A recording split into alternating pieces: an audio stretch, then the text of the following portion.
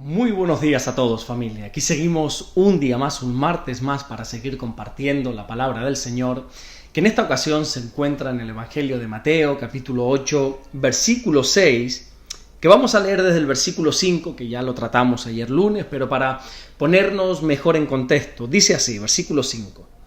Entrando Jesús en Capernaum, vino a él un centurión rogándole. Ahora sí, versículo 6. Y diciendo: Señor, mi criado está postrado en casa, paralítico, gravemente atormentado. Ayer comenzábamos a ver este episodio donde un centurión romano se le acerca a Jesús para hacerle un ruego. Y en este versículo 6 lo que encontramos es ese ruego.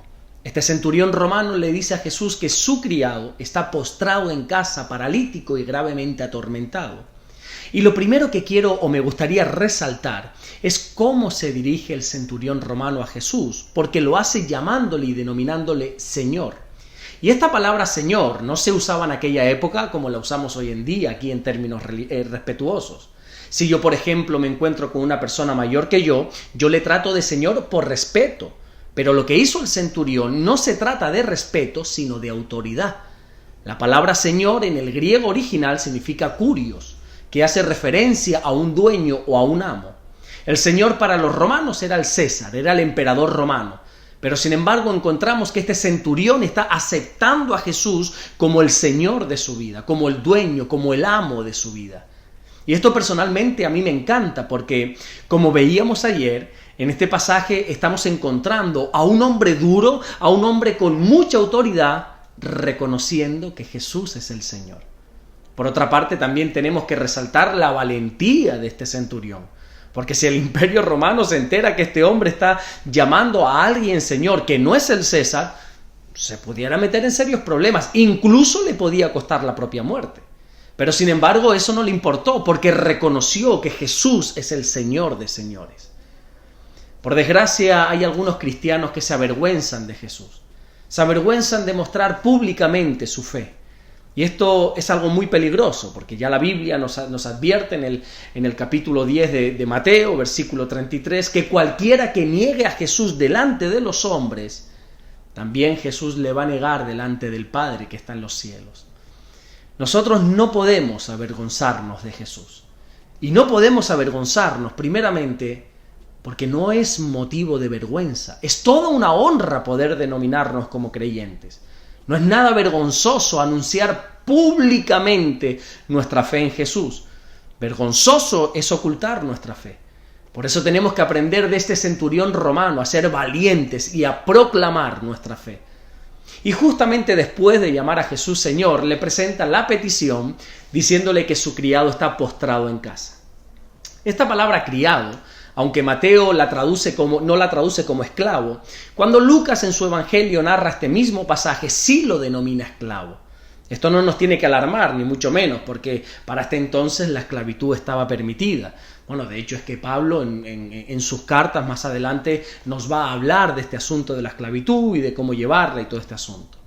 Mira esto que interesante. En los evangelios hubieron varios casos de personas que se acercaron a Jesús para pedirle a favor de sus hijos.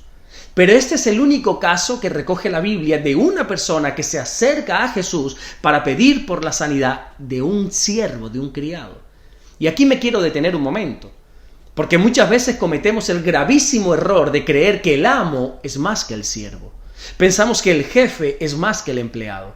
Y si hablásemos de jerarquía, puede ser cierto. Es cierto que quien manda es el amo y no el siervo. Es cierto que quien manda en un negocio es el jefe y no el empleado. Pero más allá del empleo, más allá del trabajo, hemos de saber que nadie es más que nadie. Cuando uno es puesto en una posición de autoridad, tiene que entender que no es para enseñorearse de los demás. Aquellos que Dios nos ha dado la honra, el privilegio de tener autoridad sobre otras personas, tenemos que tener mucho cuidado y mucha sabiduría para ejercer esa autoridad.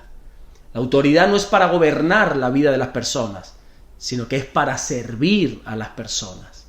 Jesús dijo en el Evangelio de Mateo capítulo 20, versículo 25 en adelante, que el mundo funciona de esta manera. Son los gobernantes quienes se enseñorean de las naciones, pero que entre nosotros, entre los cristianos, esto nunca puede suceder. sino que si alguno quisiese hacerse grande entre nosotros, lo va a tener que hacer a través del servicio.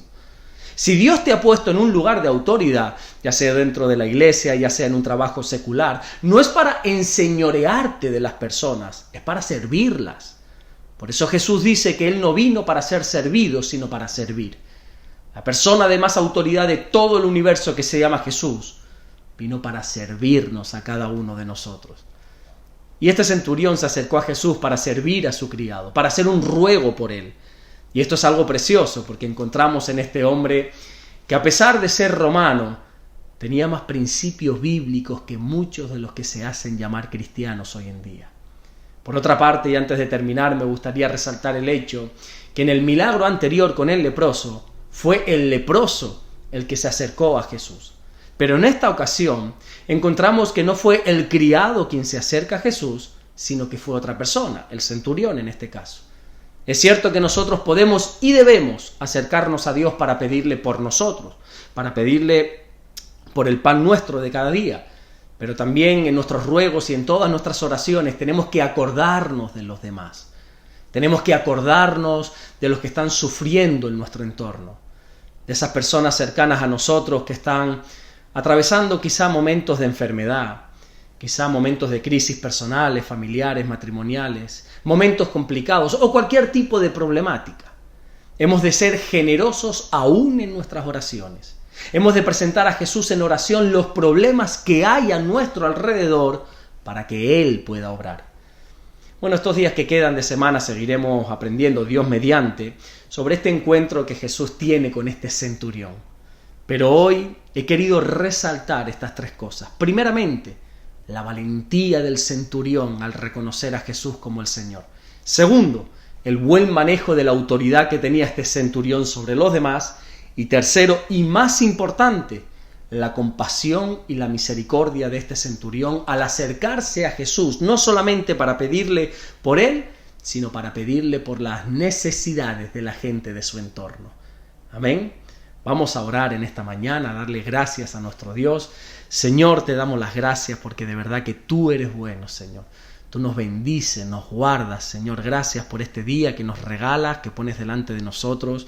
Te pedimos que nos guardes y nos bendigas, pero no solamente a nosotros, sino que queremos imitar a este centurión y pedirte también por los demás. Pedirte por esas personas de nuestro entorno que están sufriendo, que tienen problemas personales, que están atravesando enfermedades, Señor, para que tú les sanes. Te rogamos en el nombre de Jesucristo sanidad para la gente de nuestro entorno. Yo te pido, Señor, sanidad por todas las personas que me comentan a diario los devocionales o que me escriben correos, Señor, pidiéndome oración por sanidad. Te pido, mi Dios, por esas personas para que tú traigas sanidad. Gracias por todo lo que estás haciendo y gracias por todo lo que vas a hacer. En el nombre precioso y poderoso de Jesús. Amén. Que Dios te bendiga, nos vemos mañana miércoles, si así Dios nos lo permite, si así Dios nos da el privilegio nuevamente de poder presentarnos delante para seguir compartiendo la palabra del Señor. Dios te bendiga.